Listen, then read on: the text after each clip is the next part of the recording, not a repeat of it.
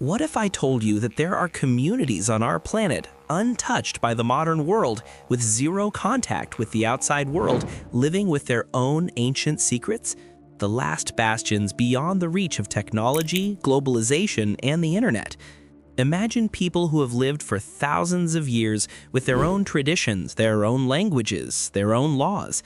These tribes continue to be one of humanity's greatest mysteries. They live in places where time stands still, posing thought-provoking questions about the concepts of progress and civilization.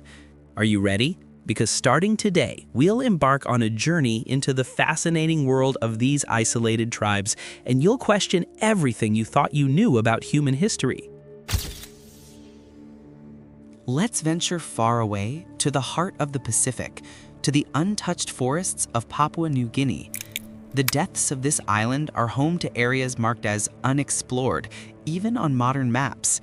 Here, in the heart of the forests, tribes live with zero contact with the outside world. Groups like the Yaifo tribe continue to exist with a lifestyle reminiscent of the Stone Age. They may not know about iron tools, methods of making fire, or agriculture. They live as hunter-gatherers, building their own world with the oral history and legends inherited from their ancestors. How have these tribes managed to remain so isolated for thousands of years? Even when modern researchers happen to spot them from a distance, they avoid approaching due to a policy of no contact. Is this a conscious choice, or are they simply unaware of the outside world?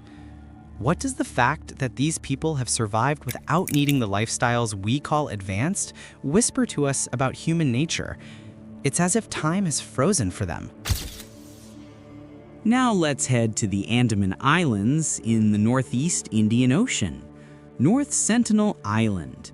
This place is home to perhaps the most isolated and dangerous tribe on the planet, one that completely rejects contact with the outside world. The Sentinel tribe. Attempts to communicate with them were met with arrows and stones. The result was often loss of life. In 2018, when a missionary was killed while trying to enter the island, the world saw this tribe's determination once again. So, what is this tribe's purpose? Why do they hate the outside world so much? Or are they just trying to protect themselves? We know almost nothing about their culture, language, and beliefs. Perhaps they are protecting their ancient knowledge and way of life from diseases that could come from outside or from cultural assimilation. Could their radical isolation be an expression of fear about what we civilized people might do to them? Isn't the Sentinel tribe a living testament screaming at us that the concept of progress is not always good? Now, let's venture into the heart of the Amazon rainforest, deep into the wilderness along the Brazil-Venezuela border, Machihtima. This region is almost a blank spot on modern world maps because here live Yanomami groups with virtually no contact with the outside world. When drone footage taken in 2016 confirmed the existence of this mysterious tribe, the world was once again forced to look in awe at the depths of nature. They live off everything the forest provides. They hunt, plant seeds, feed, and shelter.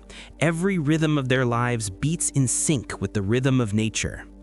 This tribe is a living example, reminding us how humanity can achieve balance with nature at a time when deforestation and mining are rapidly spreading in the Amazon.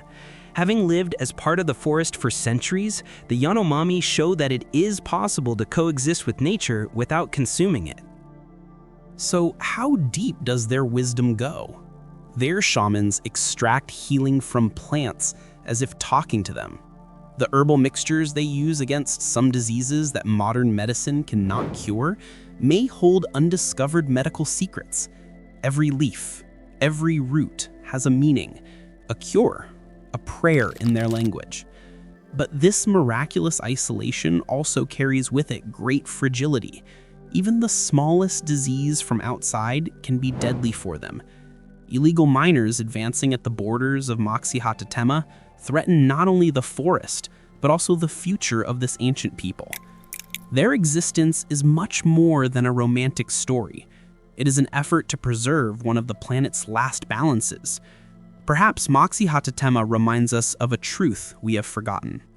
Humans are not separate from nature. They are nature itself, and protecting them actually means protecting our own future. We're back in the Amazon, this time in the remote river basins of Peru, the Mashco Piro tribe. These nomadic hunter-gatherers are usually seen along the banks of the Madre de Dios River, but they strictly avoid contact. Their behavior, initially perceived as hostile, is actually interpreted as an effort to protect their living space and culture. So how much do these tribes know about the outside world?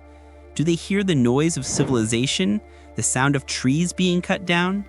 Is their reticence perhaps the result of negative experiences in the past?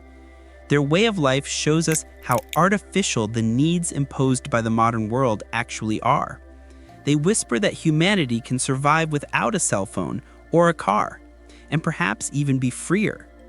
Finally, let's head to the heart of South America, to the Chaco forest between Paraguay and Bolivia, the Ayoreo tribe. This tribe is one of the last indigenous peoples whose living spaces are shrinking due to deforestation and the expansion of farms, yet they still have isolated groups. While some groups have come into contact with the outside world, others still live deep in the forest, continuing their ancient ways. The story of the Ayoreo highlights one of humanity's most fundamental conflicts, the struggle between modernization and nature. Their way of understanding the forest and living in harmony with it can teach us, the developed societies, a great deal about ecological balance. These last free spirits remind us that humanity is defined not only by technological progress, but also by the deep connections it forges with nature. Today, we embarked on a journey into the world of isolated tribes. Living in the heart of the forest, in places forgotten by time, these communities offer us the opportunity to re-examine the concept of civilization, the definition of progress, and the essence of being human. Perhaps true progress is not concrete walls, technology, or city lights. It is being able to breathe in the shade of a tree, to hear the rhythm of the earth, and to live in harmony with nature. These people are not just remnants of the past. They may also be the silent keys to the future. Their wisdom reminds us of a bond we have lost, a connection with nature, with the earth, with water, even with each other. Perhaps the greatest discovery is not a new continent or a lost city, it is finding ourselves again. Nethoria will continue to unravel many mysteries.